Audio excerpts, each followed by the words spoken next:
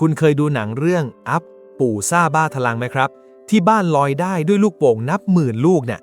ภาพมันดูสวยงามเหมือนฝันเลยใช่ไหมครับแน่นอนค่ะใครเห็นก็ต้องบอกว่าโรแมนติกสุดๆแต่เดี๋ยวนะคะเปิดมาแบบนี้แสดงว่าเรื่องที่เราจะคุยกันวันนี้มันคงไม่โรแมนติกแน่ๆเลยใช่ไหมคะถูกต้องครับ เพราะเรื่องจริงที่เกิดขึ้นเมื่อปี 1986 ที่เมืองคลีฟแลนด์ รัฐโอไฮโอเนี่ยมันคือหนังคนละม้วนเลยแหละครับ อ๋อปี86เหรอคะแล้วเกี่ยวกับลูกโป่งหรือว่าคุณกำลังพูดถึงงานบัลลูนเฟส86นะคะแม่นเป๊ะ งานที่คนทั้งเมืองตั้งใจจะปล่อยลูกโป่ง 1.5 ล้านลูกพร้อมกันเลยนะครับ เพื่อทำลายสถิติโลก หวังจะสร้างภาพลักษณ์เมืองให้ดูเท่ แต่ผลลัพธ์ที่ได้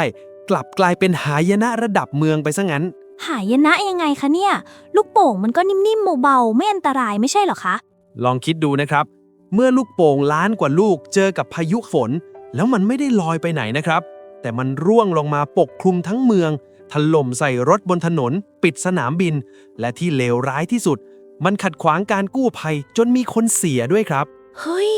ถึงขั้นมีคนเสียชีวิตเลยเหรอคะ ใช่ครับ จากความตั้งใจดีๆ กลับกลายเป็นโศกนาฏกรรม วันนี้ Zero to No จะพาทุกคนไปแกะรอยเหตุการณ์ Balloon Fest 86 เมื่อความสวยงามกลายเป็นฝันร้ายที่ไม่มีใครคาดคิด ไปเริ่มกันเลยครับ โอเคค่ะ ก่อนจะไปถึงฉากหายนะ เรามาปูพื้นกันหน่อยดีกว่าว่าทำไมเขาถึงต้องทำอะไรเวอร์หวังขนาดนั้นกันนะ คืออยู่ดีๆจะมาปล่อยลูกโป่งล้านลูกทำไมคะ อ๋อเรื่องมันมีที่มาครับต้องย้อนกลับไปช่วงปี 1980 เมืองคลีฟแลนด์รัฐโอไฮโอเนี่ยสถานการณ์ไม่ค่อยสู้ดีเลยครับเศรษฐกิจตกต่ำคนตกงานเยอะแถมยังมีภาพลักษณ์ที่แย่พอสมควรเลยนะครับแย่ขนาดไหนเลยคะ ก็ถึงขั้นมีฉายาว่า Mistake on a Lake หรือแปลตรงตัวก็คือความผิดพลาดริมทะเลสาบเลยนะครับโอ้แล้วที่พีคคือเคยมีเหตุการณ์โรงงานปล่อยของเสียลงแม่น้ำไคยูฮาก้าจนแม่น้ำไฟไหม้เลยครับ เดี๋ยวแม่น้ำไฟไหม้ในน้ำเนี่ยนะคะ ใช่ครับมันสกปรกจนติดไฟได้จริงๆ นั่นแหละครับเครดิตเมืองก็เลยพังยับเยินไปเลย ทีนี้ทางองค์กรการกุศล United Way of Cleveland ก็เลยปิ๊งไอเดียว่าเราต้องจัดอีเวนต์ใหญ่ระดับโลกเลยเพื่อล้างภาพจำแย่ๆไป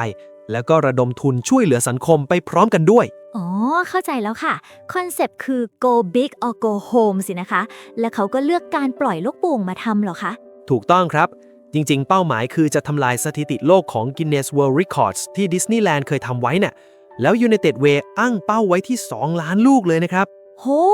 2 ล้านลูกแหละ แล้วเขาเตรียมงานกันยังไงให้ไหวนะคะ งานช้างเลยครับ เขาไประดมอาสาสมัครกว่า 2,500 คน ส่วนใหญ่ก็นักเรียนนักศึกษานี่แหละ มาช่วยกันเป่าก๊าซฮีเลียมใส่ลูกโป่งเตรียมงานกันเป็นเดือนเลยนะครับ โดยมีโครงสร้างตะข่ายยักษ์มหึมา ขึงคลุมจัตุรัส Public Square ใจกลางเมืองไว้ก่อน เพื่อกักลูกโป่งทั้งหมดไว้ ว้าว นึกภาพตามแล้วขนลุกนะคะ ลูกโป่งหลากสีอัดแน่นอยู่ในตะข่ายยักษ์ลางเมือง มันต้องสวยมากแน่เลยนะคะ สวยครับในช่วงแรกนะ มาถึงวันงานที่ 27 กันยายน 1986 ทุกอย่างดูเหมือนจะดี ชาวเมืองออกมาเชียร์กันแน่นขนาดเลย แต่สิ่งที่พวกเขาควบคุมไม่ได้ก็เริ่มทำงานเข้าแล้วครับ สภาพอากาศสินะคะ ใช่ครับ กรมอุตุเตือนว่าพายุฝนกำลังจะมา ผู้จัดงานก็เลยตัดสินใจปล่อยลูกโป่งก่อนกำหนดเลยครับ พอเวลาบ่ายโมง 50 นาทีปุ๊บ สัญญาณดังขึ้น ตะข่ายถูกปลดออก ตุ้ม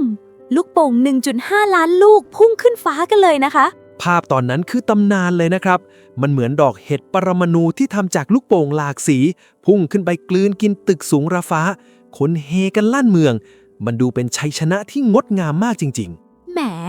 ฟังเราก็ดูแฮปปี้เอนดิ้งนะคะ แล้วจุดพลิกผันมันอยู่ตรงไหนล่ะคะ ๆ อ๋อ จุดพลิกผันมันเกิดขึ้นหลังจากนั้นไม่กี่นาทีเองครับ ด้วยความที่อากาศมันเย็น แล้วก็มีความชื้นจากฝนที่กำลังจะตก ตามหลักฟิสิกส์แล้วก๊าซฮีเลียมกับความเย็นและฝนนี่มันไม่ถูกกันเลยครับ อ้าว ปกติลูกโป่งฮีเลียมมันต้องลอยสูงขึ้นไปแตกโป๊ะบนบรรยากาศชั้นบนไม่ใช่เหรอคะ นั่นคือทฤษฎีครับ แต่ความเป็นจริงหน้างานคือ อากาศเย็นกดมวลอากาศลง บวกกับฝนที่ช้าลงมาทำให้ลูกโป่งส่วนใหญ่ไม่ได้ลอยไปไหนเลยครับ แต่มันถูกตบกลับลงมาที่พื้นแทน ฮะ ลูกโป่ง 1.5 ล้านลูกร่วงกลับลงมาในเมืองนี่เหรอคะ ใช่ครับ ลองนึกภาพทั้งเมืองถูกปกคลุมด้วยทะเลลูกโป่งสีสันสดใส ถนนหนทางมองไม่เห็น รถยนต์ต้องเบรกกระทันหันเพราะคนขับมัวแต่ดู หรือไม่ก็ตกใจลูกโป่ง เกิดอุบัติเหตุชนกันระนาวเลยครับ วุ่นวายแน่ ๆ เลยค่ะ แล้วที่บอกว่ากระทบการบินล่ะคะ สนามบินเบิร์กเล็กฟรอนที่อยู่ใกล้ๆนั่นต้องสั่งปิดรันเวย์ทันทีเลยครับ เพราะลูกโป่งเป็นหมื่นลูกลอยเข้าไปในสนามบิน นักบินมองไม่เห็นรันเวย์เครื่องบินขึ้นลงไม่ได้ เสี่ยงเครื่องยนต์พังยับอีก โห นี่มันระดับภัยพิบัติย่อมๆเลยนะคะ แต่เมื่อกี้ตอนเปิดรายการคุณบอกว่ามีเรื่องที่เศร้ากว่านั้นอีก เรื่องการกู้ภัยใช่ไหมคะ ครับ อันนี้เป็นเรื่องที่น่าเสียใจที่สุดจริงๆครับ วันเดียวกันนั้นมีชาวประมง2 คน ชื่อคุณเรมอนด์ บรอเดริกกับคุณเบอร์นาร์ด เซาเซอร์ ออกไปตกปลาในทะเลสาบอีรีตั้งแต่เช้าแล้วเรือเกิดล่มครับ ตายจริง แล้วหน่วยยามชายฝั่งโคสต์การ์ดเขาออกไปช่วยทันไหมคะ หน่วยยามชายฝั่งพยายามครับ ส่งเฮลิคอปเตอร์กู้ภัยบินออกไปทันที แต่คุณลองนึกภาพตามนะ ในทะเลสาบที่เต็มไปด้วยคลื่น แล้วจู่ๆลูกโป่งนับล้านลูกก็ตกลงไปลอยเกลื่อนผิวน้ำทั้งหมด อ๋อ เข้าใจเลยค่ะ จากมุมมองบนฮอ ลูกโป่งที่ลอยทุบป่อง มันคงดูเหมือนศีรษะคนไปหมดใช่ไหมคะ ถูกต้องครับ นักบินบอกว่ามันเหมือนบินผ่านทุ่งดาวเคราะห์น้อยหรือ asteroid belt เลยนะครับ มองอะไรไม่เห็นเลย แยกไม่ออกว่าอันไหนหัวคนอันไหนลูกโป่ง สุดท้ายการค้นหาก็ต้องยุติลงเพราะความมืดกับสภาพอากาศที่เลวร้ายครับ แล้วชาวประมงทั้ง2 คน ชาวประมงทั้ง2 คนเสียชีวิตครับ ร่างของพวกเขาถูกซัดมาเกยเตี้ยนในวันต่อมา ซึ่งถ้าไม่มีลูกโป่งมาขวางการค้นหา บางทีการกู้ภัยอาจจะสำเร็จก็ได้นะครับ เป็นเรื่องที่น่าเศร้ามากจริงๆค่ะ จากงานเฉลิมฉลองกลับกลายเป็นอุปสรรคที่พรากชีวิตคนไปเลยนะคะ แล้วหลังจากนั้นทาง United Way เขาโดยฟ้องเละเลยไหมคะ เละครับ นอกจากคดีครอบครัวผู้เสียชีวิตที่ฟ้องเรียกค่าเสียหาย ซึ่งจบด้วยการไกล่เกลี่ยยอมความแล้ว ยังมีคดีแปลกๆอีกด้วยนะครับ เฮ้ย ยังมีอีกเหรอคะ มีเจ้าของม้าตัวหนึ่งในเขตเมดินาเคานตี้ฟ้องมาด้วยครับ เขาบอกว่าลูกโป่งจำนวนมากลอยไปตกในคอกม้าของเขาทำให้ม้าอาหรับราคาแพงของเขาตกใจกลัว จนวิ่งชนรั้วบาดเจ็บหนัก เสียโฉมจนเอาไปประกวดไม่ได้อีกต่อไป โอ้ย ทั้งคนทั้งสัตว์ ทั้งทรัพย์สิน แล้วเรื่องสิ่งแวดล้อมล่ะคะ ลูกโป่งพวกนี้เป็นพลาสติกไม่ใช่เหรอคะ ใช่ครับ ถึงผู้จัดจะเคลมว่าเป็นยางธรรมชาติย่อยสลายได้ แต่มันต้องใช้เวลาหลายเดือนหรือเป็นปีเลยนะครับ ระหว่างนั้นมันก็คือขยะมหาศาลที่ลอยไปถึงชายฝั่งประเทศแคนาดาเลยนะครับ กลายเป็นมลพิษข้ามพรมแดนไปอีก แล้วก็มีปลากับนกจำนวนมากกินเข้าไป เพราะนึกว่าเป็นอาหาร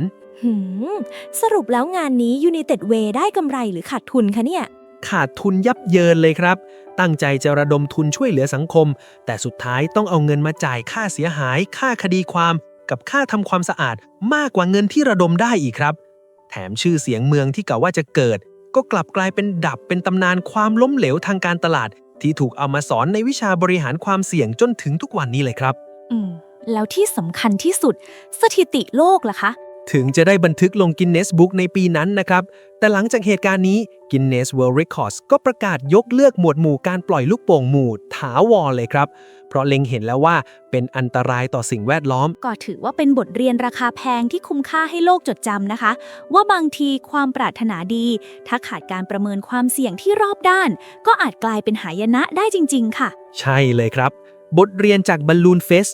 86 สอนให้เรารู้ว่า การทำอะไรที่ยิ่งใหญ่ มันต้องมาพร้อมกับความรับผิดชอบที่ยิ่งใหญ่กว่านั้นด้วยนะครับ จริงค่ะ แล้วที่สำคัญคือ System Thinking หรือการคิดเชิงระบบค่ะ เราต้องมองให้เห็นว่าสิ่งที่เราทำหรือ Action มันจะส่งผลกระทบหรือ Consequence ต่อใครบ้าง ไม่ใช่แค่เรื่องการตลาด รวมถึงชีวิตคน สิ่งแวดล้อมและสังคมรอบข้างด้วยนะคะ การหวังดีต่อเมืองเป็นเรื่องเยี่ยมครับ แต่ต้องไม่ลืมดูทิศทางลมด้วยนะครับ ทั้งลมฟ้าอากาศ และลมแห่งความเป็นจริงด้วยนะครับ